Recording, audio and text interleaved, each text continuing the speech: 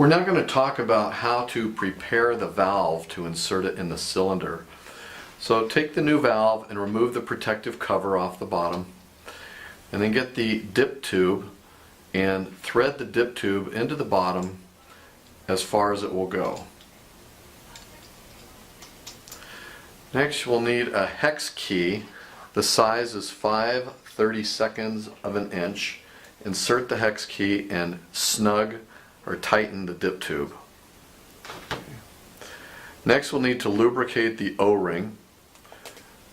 Slide the O-ring off over the threads, and then what you want to do is get a lubricant such as this XScuba silicone compound. And this silicone compound, the silicone grease, is fine for air applications if you're putting air in the cylinder. If you're going to do a gas that's oxygen enriched like nitrox, you should use a different grease such as a crystal lube or tribal lube. So we don't want to put too much grease on, just enough to make the O-ring shiny. And then we'll slide the O-ring back into place, and now we're ready to put it in the cylinder. Okay, we'll now insert the valve into the cylinder. So remove the dust cap or the plug out of the cylinder threads. Take your valve, insert it. We recommend turning it in the incorrect direction first. Recommend going in a counterclockwise fashion first, just to get the threads lined up. And then once they're lined up, then thread it in clockwise. And thread it in all the way until snug. And once it's snug and you can't turn it any further, then we recommend taking a rubber mallet, and just tapping the hand wheel several times just to snug it up the rest of the way. It's the O-ring that makes the seal here, so be careful not to over torque it. Okay, we need to retrieve the LP inflator hose off the BC so that we can attach it to the regulator. So you'll see the hose comes with the BC. Go ahead and remove that.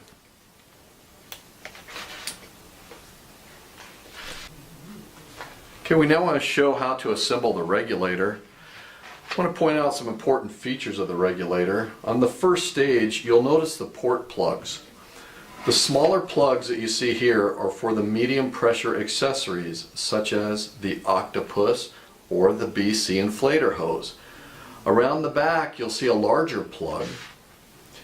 The larger plug is high pressure, and that's where your gauges will thread into. So we're going to start by attaching the gauges, and so if you take your hex key, which is 5/32, and we're going to remove the larger high pressure plug.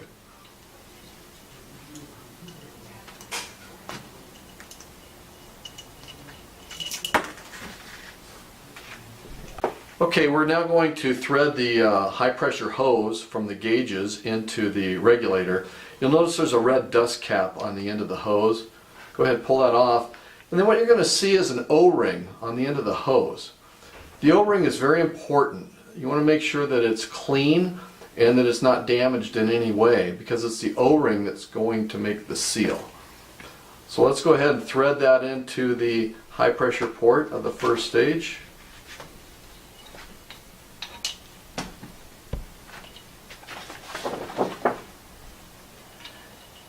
And we'll thread it in until it's snug.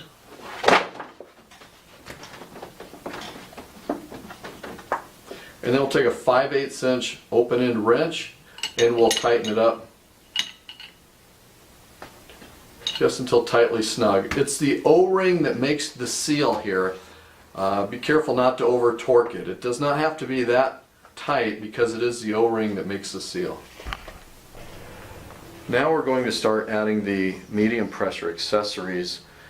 You may notice that the primary regulator is threaded in the bottom port there. Since we're using an octopus, we recommend moving that up one port and then putting the octopus where the primary is currently located. So let's go ahead and remove the medium port plug. Again, we use a 5/32 inch Allen key or hex key. We remove the plug, and now we're going to take out the primary regulator. We'll pull back the hose protector, We'll use the wrench and we'll loosen this one. And we're going to take it out.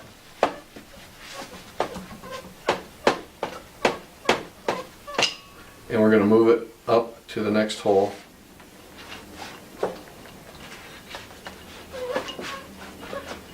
Hose location is somewhat of a personal preference. We're showing a way that we feel is very popular and what makes sense for us, but you may want to locate them in a different configuration.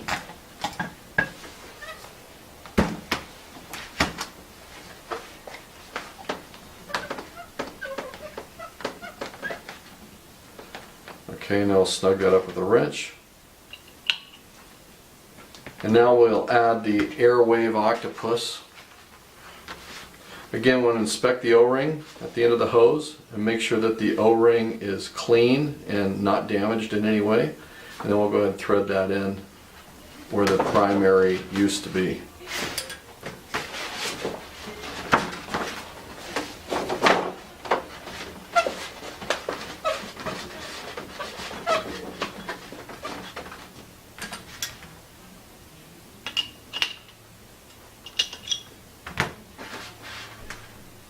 We just want to get you oriented where we're at right now. You notice the high pressure hose with the console comes off to the left, and then the primary regulator comes off to the right, and then finally the Airwave Octo below that. Now the one in the top center, we're going to leave it alone, and that leaves the final one on the upper left that we're going to remove and add the BC inflator hose. So using the 5/32 inch hex key, we'll take out the final port plug and then we'll thread in the BC hose.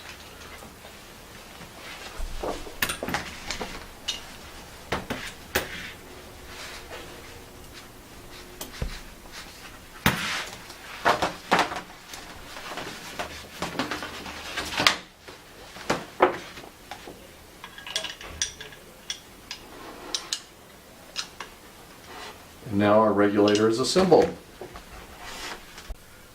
Next we want to look at how to weave the tank buckle. It all starts by folding the buckle backwards on itself. Now take the tail of the web, run it through the metal bail and into the center slot. Pull it through. Now pull a U-turn and come back the way it came from. You want to do this for both tank bands. We are now going to demonstrate how to attach the BC to the cylinder. So loosen up the tank bands and slide them down over the cylinder, and then engage the positioning strap, which is a small strap on top. Place that over the valve.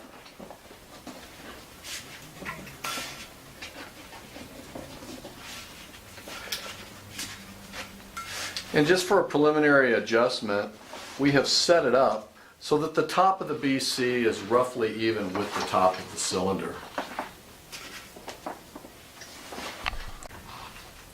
We're now going to demonstrate how to tighten up the tank band onto the cylinder. Keep the buckle off to the side of the BC, and then go ahead and pull the webbing taut, and then hold the buckle halfway, and this will clamp the webbing and keep it in position. Now you can feed the tail of the webbing to the final slot, hold it way out on the end, and you can pull it tight, and then Velcro down the remaining piece of webbing. We now want to show how to put the regulator onto the cylinder. First thing we need to do is visually inspect the valve for the O-ring and make sure the O-ring is present and in good shape. Next we'll take the regulator assembly and we'll orient it so that the second stages are on the diver's right side and the gauges in the BC inflator hose are on the diver's left side. So we unscrew the yoke knob and we remove the dust cap. Then place the regulator over the cylinder valve so that the inlet orifice mates up against the O-ring. And then we'll turn it until snug. Now we'll take the BC inflator hose and we're going to attach it to the BC. So you retract the collar, place it over the male fitting, and then undo the Velcro epaulette. There's a clip for the hose. You can install the hose into the clip, and then hold the entire thing down with the Velcro epaulette, like so. You're now ready to pressurize the regulator and test it and make sure it's all functioning properly. We're now going to demonstrate how to load weight on the back of the BC. On either side of the BC in the back, there's an additional weight pocket that can accommodate up to 5 pounds of lead weight. Putting weight in it is quite simple. Just go ahead and pull down the flap and then load your weight from the bottom. It could be shot bag or hard weight. Insert it and then Velcro the flap back into place. And this will give you additional weight capacity if needed. We now want to show you the weight loading technique for the BC. So remove one of the weight pockets by pulling on it, and then pull the flap back, and you can insert your lead weights. They can be hard lead or shot bags like we have here. You can put up to 10 pounds of lead weight in there. Velcro it closed, and now you can insert it back into the BC.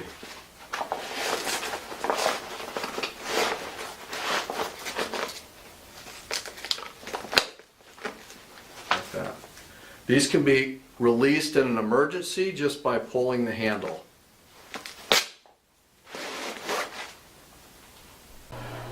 We're now going to show you how to prepare the mask for diving. What you want to do with the new mask is peel the sticker off the lens, and we're going to want to scrub the lens on the inside. So what we recommend is getting some toothpaste, and then just put a little dab of toothpaste on the inside of the lens.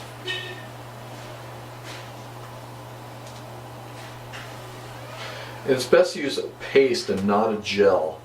Toothpaste is a very mild abrasive. A new mask has a film on the inside of the glass, and we have to scrub this film off before any of the defogs work. So you'll see here we're scrubbing the inside, spreading the toothpaste around. Be sure to get to the edges real thoroughly. And after the glass has been scrubbed, then rinse it out until it's gone.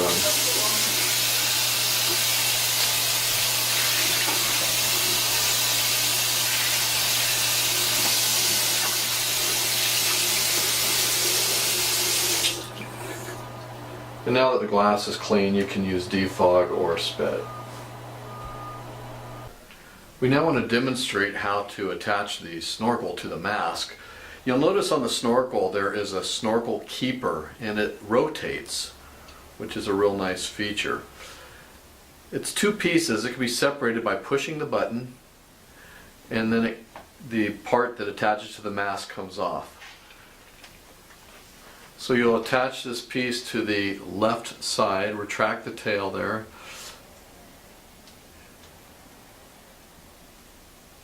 We tend to put the snorkels on the left side of the mask, and the regulators go on the right, over the right shoulder, and that way the two don't interfere.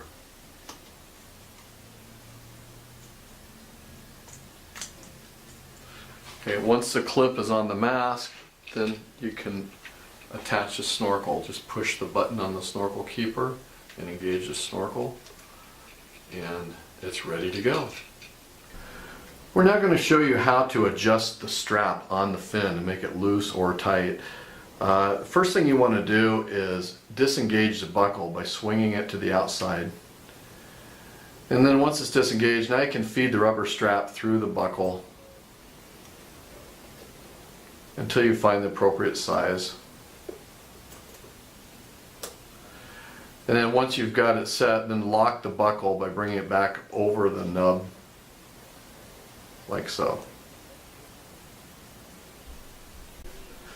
Okay, we're going to show how to put on the wetsuit. So it starts by unzipping the suit and then folding it inside out all the way down to the bottom of the zipper.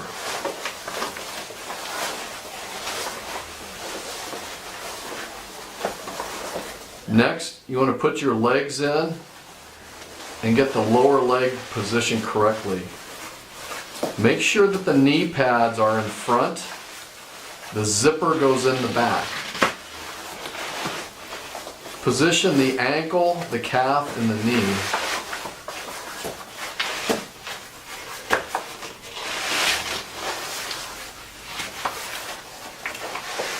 Once the lower legs are positioned, the rest is easy. You can stand up and pull it up the rest of the way.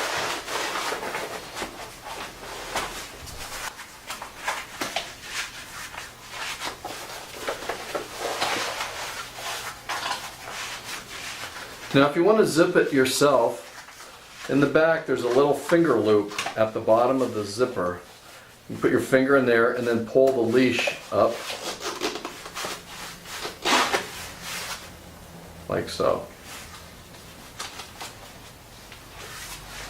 And then close the Velcro flap over the top of the zipper. Alright, next we're going to be putting on the booties. The booties get tucked inside the legs of the wetsuit.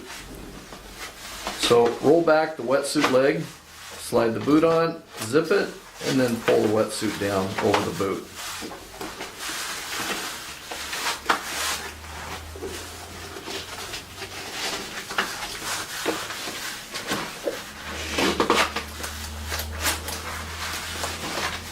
And that's it. Okay, we're now going to put on the hood. Sometimes it helps to get a second person here. After the hood goes on, get a buddy to tuck the bib down inside the suit.